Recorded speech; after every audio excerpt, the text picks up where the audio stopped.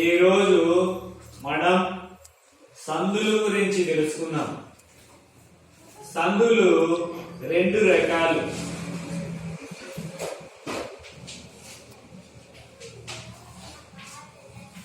ఒకటి సంస్కృత సందులు, రెండు తెలుగు సందులు. మనం ఇప్పుడు సంస్కృత సందులలో ఉన్నటువంటి గుణసంధిని గురించి తెలుసుకుందాం. గుణసంధి సూత్రం: అకారమునకు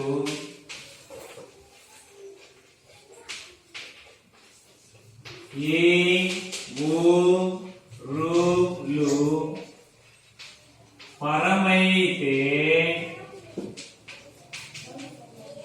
క్రమంగా ఏ ఓ ఆర్ ఏవో అర్లు ఆదేశముగా వచ్చును. సూత్రం చూడండి ఒకసారి.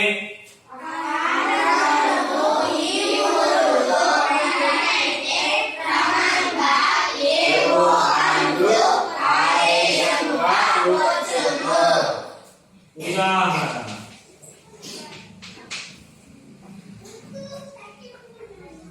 రామ ప్లస్ ఈశ్వరం అంటే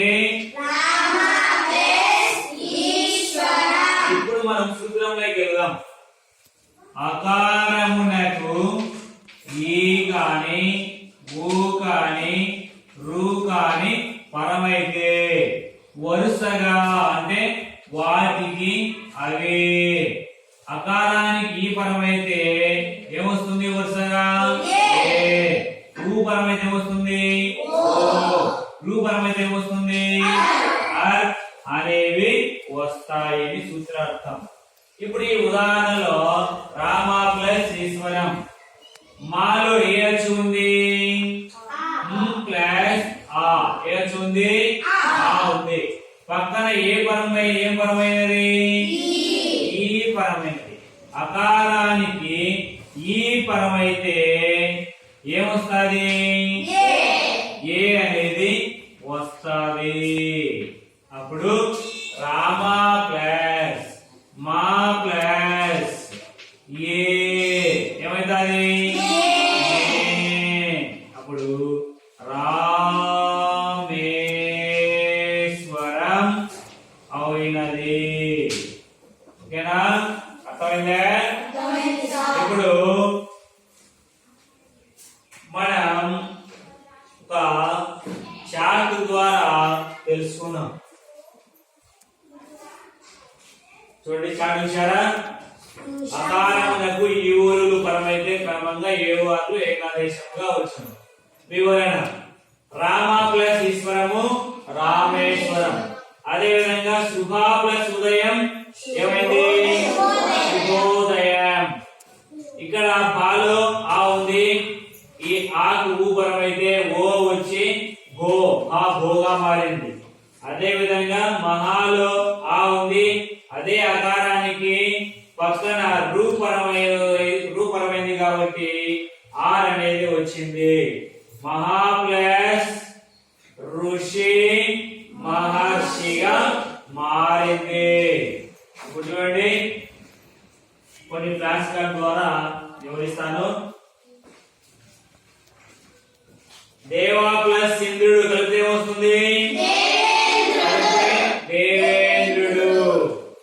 అదే విధంగా చలోక్తిని విడదీయండి. చలా ప్లస్ ఓక్తి కలిపితే చలోక్తి. ఇప్పుడు చూడండి, ఇక్కడ పదాల చట్రం. ఈ చట్రంలో ఆ ఉంది, ఇక్కడ ప్లస్ ఉంది. ఇక్కడ ఏ అక్షరం వస్తే ఏమవుతుంది అనేది మనం ఇప్పుడు తెలుసుకుందాం. నేను ఇప్పుడు రు అనే అక్షరాన్ని తీసుకున్నాను. అకారానికి రు అనేది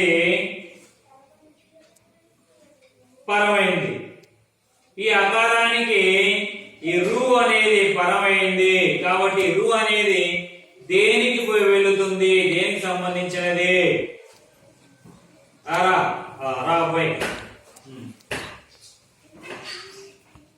దేనికి సంబంధించింది? ఆర్. రు అనేది అరుకు సంబంధించినది. కూర్చోబాయ్ స్వాధీనమ్మ. ఈ అకారానికి ఈ అనేది ఇక్కడ ప్రక్కగా వచ్చింది. ఈ అనేది దేనికి సంబంధించింది? దాని పాలన గుర్తు చూపి.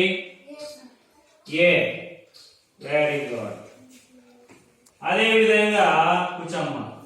ఊ అనేది అక్షరం ఉంది.